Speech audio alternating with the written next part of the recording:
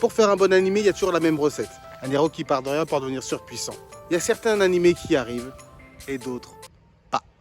Aujourd'hui, on va parler d'un animé qui tue sa maman. On va bien sûr parler de Kimetsu no Yaiba, Demon Slayer. Alors reprenez votre souffle. Let's go. Ça va vite ou pas? Ouais, c'est bon. Bonjour la famille, c'est la Fafa Coco et bienvenue sur une nouvelle vidéo. On est toujours ensemble comme vous savez. Comme je l'ai dit, on va bien sûr parler de Demon Slayer. C'est un animé que j'ai découvert un peu bizarrement et vous aurez surtout le droit de m'insulter après. Alors surtout restez bien à la fin de cette vidéo pour bien sûr me donner vos commentaires sur ma vidéo et sur Demon Slayer. Mais là, ça devient sérieux. Reprenons notre souffle. Alors comme pas mal de monde, j'ai connu les animés à la télé, dans les clubs Dorothée, et ça a été sauvagement arrêté par une certaine personne qui a fait 1% aux dernières élections. Maintenant je te dis cherche. Avec la famille, on n'oublie pas, je vous le dis direct. Je m'ai arrêté en plein combat, Son Goku, je ne savais pas s'il était mort ou vivant, c'est ta faute. Bref, en changeant de génération, il y a une autre manière de regarder des animés. Maintenant, il y a des chaînes de streaming qui sont complètement consacrées au manga. Et du coup, on peut se délecter d'excellents mangas ou pas. Et aujourd'hui, j'avais envie de vous parler de Demon Slayer. À savoir, la saison de Demon Slayer est disponible sur Netflix.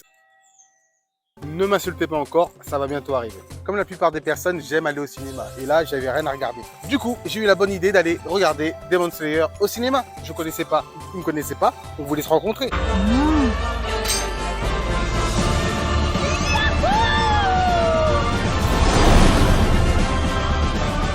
Sauf que Demon Slayer qui était au cinéma, je ne savais pas, je ne connaissais pas.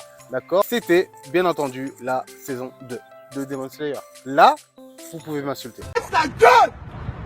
Connasse, moi! J'ai vu des choses que je n'aurais pas dû voir maintenant, mais c'est pas grave parce que ça m'a quand même donné envie d'aller regarder la Demon Slayer, la saison 1. Donc je vais vous pitcher vite fait le bordel. Alors dans une époque de l'ère Tencho, si je l'ai mal dit, j'en ai strictement rien à foutre. Okay? Tenjiro fait partie d'une famille de charbonneurs.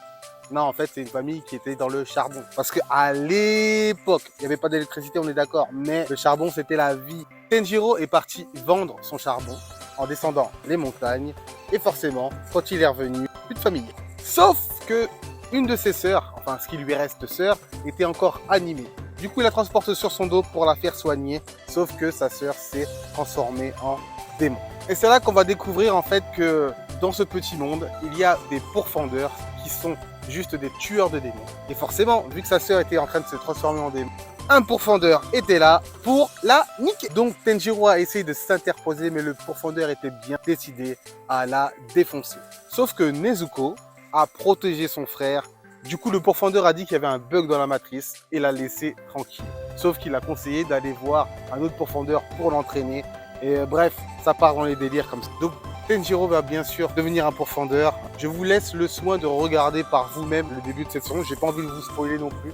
Je sais qu'il y a quand même pas mal de personnes qui l'ont vu parce qu'il y a quand même 150 millions de personnes qui ont déjà lu le manga. Mais pour les autres, je vais pas vous spoiler, mais en bref, le pitch, c'est ça. Il va faire plusieurs rencontres, dont des démons, bien évidemment. Deux personnages qui vont devenir ses amis, Zenitsu et Inosuke, qui sont dans l'avenir des persos qui sont vraiment stylés de ouf. Mais d'ailleurs, tous les persos sont stylés de ouf dans cet animé. Donc en clair, on verra l'évolution de Tenjiro et de ses amis. Comme je vous l'ai dit, il deviendra plus puissant. Pour le moment, il y a 3 saisons qui sont sorties. Il y a bien sûr l'évolution de Tenjiro, c'est la saison 1. Les Trains de l'Infini, ce que je vu au cinéma. Ta gueule! T'es moche! C'était la saison 2. Et les quartiers de plaisir, comme son nom l'indique, cette saison-là, elle est magique.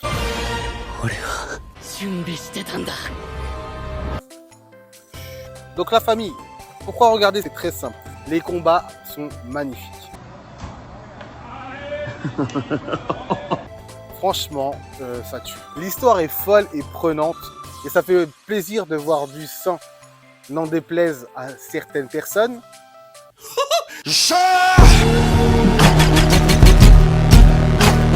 Et puis les personnages sont charismatiques. On est attaché, on prend du plaisir à les voir évoluer. Alors dans les combats, ils utilisent bien évidemment des sabres et une technique particulière du souffle. Il y a le souffle de l'eau, le souffle du vent, de la foudre. Enfin bref, il y en a au taquet, c'est leur marque de fabrique. Certains arrivent à les utiliser mieux que d'autres. comme d'hab. Et je me répète encore, mais les combats sont vraiment trop. Les combats sont lourds.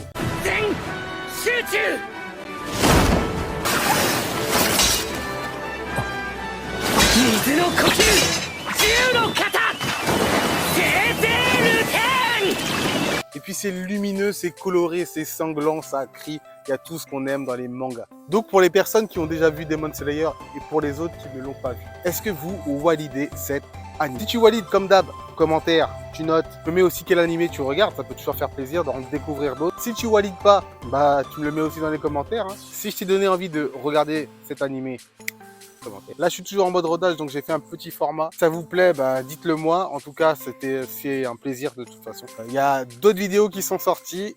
Je les mettrai en description si je les oublie pas. N'oubliez pas de vous abonner. A plus pour une prochaine vidéo et surtout, comme d'hab, abonne-toi.